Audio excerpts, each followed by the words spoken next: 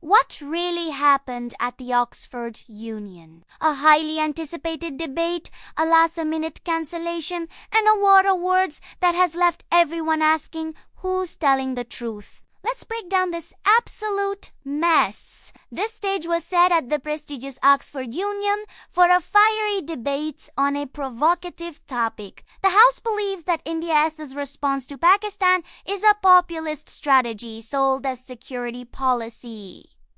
It was meant to be a clash of titans, an intellectual showdown, but just hours before it was scheduled to begin on November 27th, the whole thing collapsed into a public fiasco. So, what went wrong? Well, that depends on who you ask. Let's start with the Indian side. Led by advocate Jason, he took to X, formerly known as Twitter, with a detailed blow-by-blow account that paints a picture of deliberate sabotage. According to Deepak, the Pakistani side quite literally deserted the battlefield even before the battle begins. He claims the entire event was on shaky ground from the start. He pointed out that key positions within the Oxford Union were held by individuals with connections to Pakistan. He specifically named Musa Harai, the Union president, who he alleged is the son of Pakistan's Minister of Defense Production, and Raza Nazar, the treasurer. The problems started piling up just 2 days before the debate. The original high-profile speakers for India, former Army Chief General Narayan and Dr. Subramanian Swamy, had to pull out due to unavoidable commitments. This sent the Indian team scrambling for replacements. Despite the ridiculously short notice, Sai Deepak, who was already prepared to argue India's case, managed to assemble a new team from within the UK, bringing on board Manu Khajuria and Pandit Satish K. Sharma. They were ready to go. Then came the final, fatal blow. Deepak says he received a call at 3:13 p.m. on the day of the debate. The news?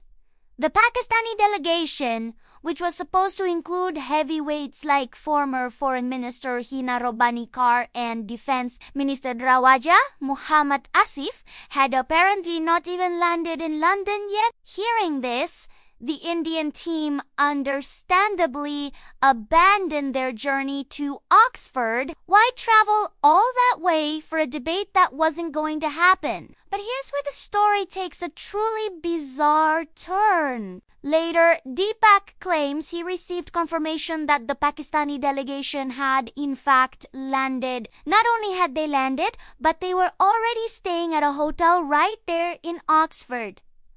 This revelation prompted a blistering response from Deepak. He accused the Pakistani side of lacking the courage to face a live debate and criticized the Oxford Unionist leadership, suggesting they allowed their prestigious institution to be dragged in muck and used as a mouthpiece for the Pakistan High Commission. The sentiment was echoed by Indian lawmaker Priyanka Chaturvedi, who didn't mince words. She tweeted, "Pakistan is crying again over an Oxford Union debate." This is for the record. Once again, they have proved to be liars. Expecting any better from them was not even on my list. Now, let's flip the coin and look at the other side of the story. The Pakistan High Commission in London released a statement with a completely different narrative. They expressed their regret that the Indian delegation had withdrawn at the last minute. They framed this as India backing out, handing a walkover to the Pakistani side. Their statement suggested that India lacked the confidence to defend its security policies in what they called a neutral and intellectually rigorous debate. So we have two completely contradictory accounts. One side claims the other fled the battlefield. The other side claims their opponents forfeited the match. The Pakistan High Commission's statement conveniently left out any mention of their own delegation's travel schedule or the confused communications that led the Indian team to believe the event was off. They focused solely on the initial high-profile Indian speakers pulling out, implying the entire Indian side was unstable from the beginning. This public dispute has turned what should have been a platform for serious discussion into a he-said, she-said drama. The Oxford Union, a historic institution known for hosting world leaders and fostering free speech, now finds itself at the center of an international political squabble.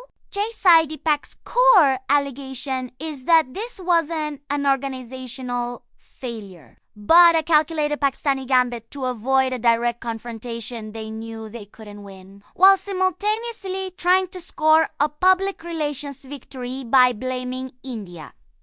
Let's try to piece this together logically. Why would the Indian team, having scrambled to find replacements and prepare on short notice, suddenly withdraw just hours before the event? It seems counterintuitive. On the other hand, the Pakistani side's alleged actions that confusing information about their travel. Their sudden appearance in Oxford after the Indian team was told they hadn't landed raised serious questions. Was it a genuine logistical nightmare, or was it a deliberate strategy to create chaos and then spin the narrative? The motion itself was contentious, designed to spark a heated debate. India's security policy, especially concerning Pakistan, is a topic of intense global interest. A public forum like the Oxford Union would have put both sides under immense scrutiny. It's as plausible that one side felt less prepared or less confident in their ability to win the argument in a live, unscripted setting. Sai Deepak's frustration is palpable. He believes the Oxford Union's leadership failed to manage the situation and allowed their platform to be manipulated.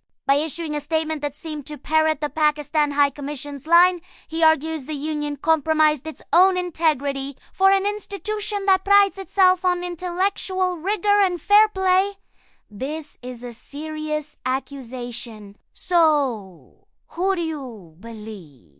The Indian speaker who provides a detailed timeline and accuses the other side of a cowardly retreat, or the Pakistani High Commission that claims a simple last-minute withdrawal by their opponents? The truth likely lies somewhere in the tangled web of miscommunication, political maneuvering, and last-minute changes. One thing is certain: the real loser here is the public. We were denied the opportunity to hear a robust exchange of ideas on a critical issue. Instead, we got a public relations war fought on social media and through official press releases. The battlefield shifted from the debating chamber of the Oxford Union to the court of public opinion, where facts are often casualties of the narrative. This incident serves as a stark reminder of how easily intellectual discourse can be derailed by political games. It's a farce, as Deepak called it,